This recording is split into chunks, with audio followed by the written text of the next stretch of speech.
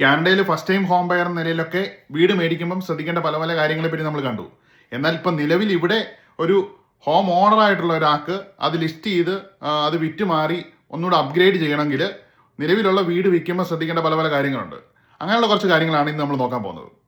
നമ്മളൊരു home owner എന്ന നിലയിൽ വീട് ലിസ്റ്റ് ചെയ്യുമ്പോഴത്തേക്കും നമ്മൾ ഡീക്ലട്ടർ ആൻഡ് ഡീപേഴ്സണലൈസ് എന്ന് പറയുന്ന ഒരു കാര്യം പ്രത്യേകം ശ്രദ്ധിക്കണം. എന്ന് വെച്ച് കഴിഞ്ഞാൽ നമ്മുടെ പേഴ്സണൽ ആയിട്ടുള്ള ഫോട്ടോസും കാര്യങ്ങളൊക്കെ വീടുകളിൽ നമ്മൾ വെച്ചിട്ടുണ്ടെങ്കിൽ അതൊക്കെ മാക്സിമം എടുത്തു മാറ്റുക. അതുപോലെ ഒത്തിരി ഫർണിച്ചറുകൾ ഇട്ട് നമ്മൾ വീടൊട്ടും സ്പേസ് ഇല്ലാത്ത രീതിയിൽ ഇട്ടേക്കുന്നെങ്കിൽ ആവശ്യമില്ലാത്ത ഫർണിച്ചറും കാര്യങ്ങളൊക്കെ എടുത്ത് മാറ്റി കഴിയുമ്പോഴത്തേക്കും ബെഡ്റൂമും കാര്യങ്ങളൊക്കെ കുറച്ചുകൂടെ സ്പേഷ്യസ് ആയിട്ട് ഈ കാണുന്ന ആളുകൾക്ക് തോന്നും. അപ്പോൾ ഈ ഒരു ഡീപേഴ്സണലൈസ് ഡീക്ലട്ടർ എന്ന് പറയുന്ന ഒരു കാര്യം നമ്മൾ വീട് വയ്ക്കുമ്പം പ്രത്യേകം ശ്രദ്ധിക്കേണ്ട ഒരു കാര്യമാണ്. രണ്ടാമതായിട്ട് നമ്മൾ വീട് ലിസ്റ്റ് ചെയ്യുന്നതിന് മുമ്പ് പ്രത്യേകം ശ്രദ്ധിക്കേണ്ട ഒരു കാര്യം എന്ന് പറഞ്ഞാൽ ഡീപ്പ് ക്ലീൻ എവരിതിങ് എന്നൊരു കാര്യമാണ്.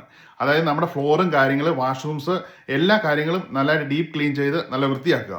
കാരണം വെച്ച് കഴിഞ്ഞാൽ നമ്മുടെ വീടിൻ്റെ കിച്ചണും അതുപോലെ വാഷ്റൂംസും നമ്മുടെ ഒരു മെയിൻ സെല്ലിംഗ് ഫാക്ടേഴ്സാണ്. അപ്പോൾ അതുകൊണ്ട് എല്ലാം നന്നായിട്ട് ക്ലീൻ ചെയ്ത് നല്ല ഡീപ്പ് ക്ലീനിങ് നടത്തി വീട് നല്ല രീതിയിലാക്കി കഴിഞ്ഞ് കഴിഞ്ഞാൽ നല്ലൊരു പ്രൈസിന് വിറ്റുപോകാനുള്ള സാധ്യത കൂടുതലാണ്. മൂന്നാമത്തെ കാര്യമായിട്ട് നമ്മൾ വീട് ലിസ്റ്റ് ചെയ്യുന്നതിന് മുമ്പ് ശ്രദ്ധിക്കേണ്ട കാര്യം എന്ന് പറഞ്ഞാൽ ബൂസ്റ്റ് ദി കർബ് അപ്പീൽ എന്ന് പറയുന്നൊരു കാര്യമാണ്. വീടിൻ്റെ കാര്യങ്ങൾ നമ്മൾ ഫ്രണ്ടിലുള്ള നമ്മുടെ ഗ്രാസ് ഒക്കെ നന്നായിട്ട് കട്ട് ചെയ്ത് വൃത്തിയാക്കി ഇടുക. അതുപോലെ കുറച്ച് ഫ്ലവേഴ്സ് ഒക്കെ വെച്ച് ഒരു ഫ്രണ്ട് ഭാഗം കുറച്ചുകൂടെ ക്ലിയർ ആക്കുകയാണെങ്കിൽ ആൾക്കാർ വീട് വന്ന് കാണുന്നത് ഫ്രണ്ടാണ് കാണുന്നത് ആദ്യം വീടിനുള്ളിലേക്ക് കയറുന്നതിന് മുമ്പ്. ഇപ്പോൾ ഒരു ഫസ്റ്റ് ഇംപ്രഷൻ ക്രിയേറ്റ് ചെയ്യാൻ അതൊക്കെ ഈ ഒരു കർബ് അപ്പീൽ വളരെ സഹായിക്കും.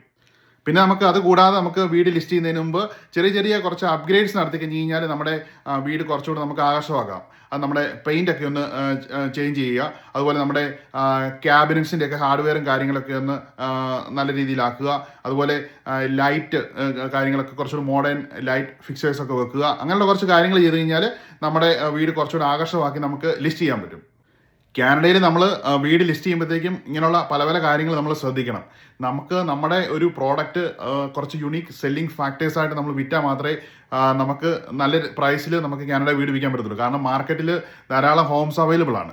ഒരു ബയേഴ്സിന് നമ്മുടെ വീട് സെലക്ട് ചെയ്യണമെന്നുണ്ടെങ്കിൽ പല പല ഫാക്ടേഴ്സ് ഉണ്ട്. കൂടുതൽ ഇതുമായിട്ട് ബന്ധപ്പെട്ട കാര്യങ്ങൾ നമ്മൾ നാളത്തെ വീഡിയോയിൽ ഉൾപ്പെടുന്നതായിരിക്കും. Have a wonderful day.